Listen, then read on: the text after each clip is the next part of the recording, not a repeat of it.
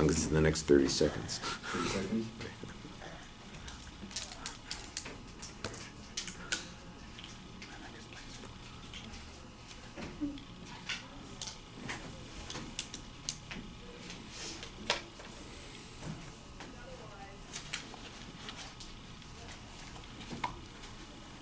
All right. Good morning, everybody. My name is Christopher Steele, and today me and my partner Brian will be discussing the fact that the United States should abolish the use of the death penalty. I have three main claims to go over this topic. The first being that the death penalty is outdated. The second one being that the cost of having a death penalty harms United States citizens. And the third, which is getting rid of the death penalty will benefit us as United States citizens. For my first claim with the death penalty is inhumane, I'd like to go back to the Bill of Rights of our country, and the Eighth Amendment states that excessive bail shall not be required, nor excessive fines imposed, nor cruel and unusual punishment inflicted.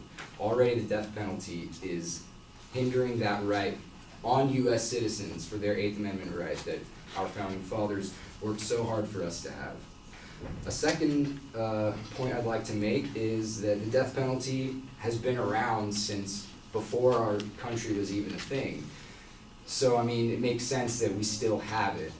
But since 1976, there have been 22 juvenile convictions that have been executed. Since 1976, people that were tried as children were executed for crimes that in their adolescent mind probably had no idea what the repercussions actually were going to be.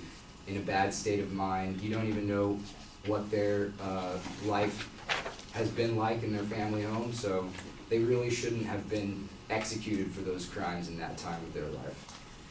For my second is that the death penalty is not effective as a deterrent. And in a state-by-state analysis, according to the New York Times, they found that during the last 20 years, the homicide rates in states with the death penalty have 48% to 101% higher rates in homicide. Does that sound like it's deterring anything? For my third subpoint for this is the drugs used in capital punishment don't work. To give you a background on the drugs used, it's usually a 3-drug cocktail consisting of pentobarbital, pancurium bromide, which is a paralytic agent, and potassium chloride, which stops the heart and causes death. And these drugs don't work. There are multiple convictions where their executions were botched. In one instance, March 10th, 1992, Oklahoma, Robin Lee Parks was lethally injected, but it took him approximately 45 minutes to die. And he spent that 45 minutes gasping for breath. He would gasp violently. He would just writhe around on the gurney that they had him strapped onto. And this was only 11 minutes after the drugs were administered. One witness said that it looked scary and ugly and painful. Now, just to raise a hands really quick, do you know how much it cost California to keep the death penalty instated? Okay, well, Professor Kirkham knows, but the rest of you, it costs about $4 billion for us since 1978. And this is from $1.94 billion of pretrial and trial costs, $925 million in automatic appeals and state habeas corpus petitions, $775 million for federal habeas corpus appeals, and then $1 billion just for costs of incarceration. And if California would not have the death penalty, there would be a projected savings of $5 billion in the next 20 years. It also, the process of the death penalty takes too long. Most people on death row won't die from their executions. There have been cases of people waiting 20 or more years to be exonerated or just to be executed. 10 who were exonerated between 2013 and 2015 were actually waiting 25 years or more. And then for 8, it took more than 30 years. And all those years is also wasting our taxpayer dollars at the same time. Process takes too long. One guy, Gary Alvord, he died of natural causes after being sentenced on death row for 40 years. My next subclaim for the cost is harming us U.S. citizens is that there's a chance of also killing an innocent person.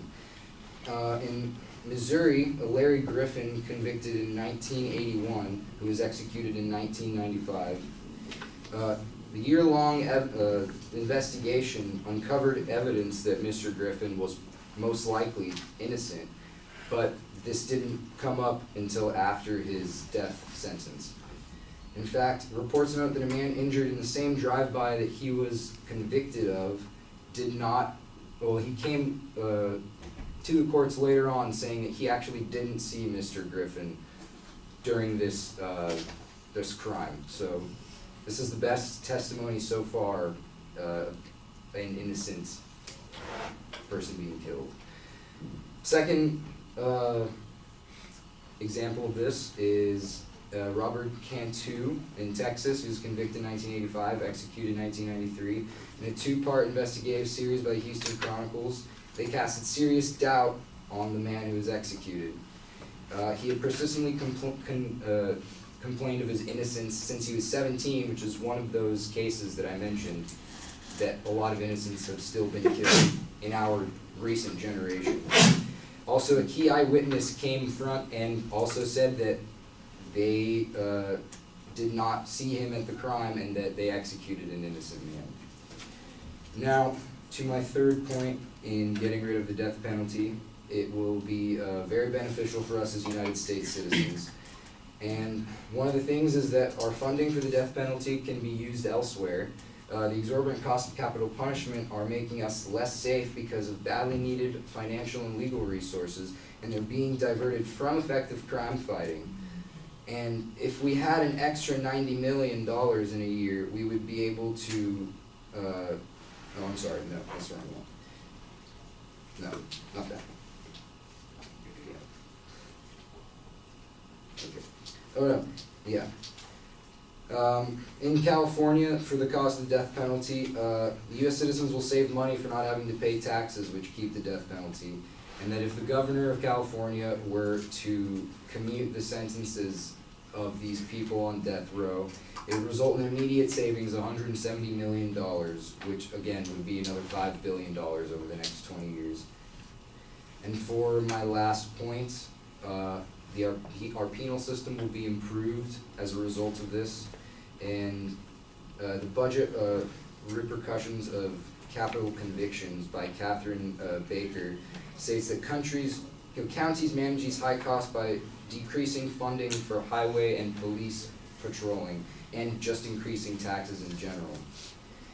The report estimated that between 1982 and 1997, the extra cost of capital punishment was $1.6 billion. And to sum all of this up, our plan, from the information you've just given me, or that I've just told you rather, is that our plan is to eradicate the use of the death penalty in the United States. It costs too much money, doesn't work, and it's harming U.S. citizens.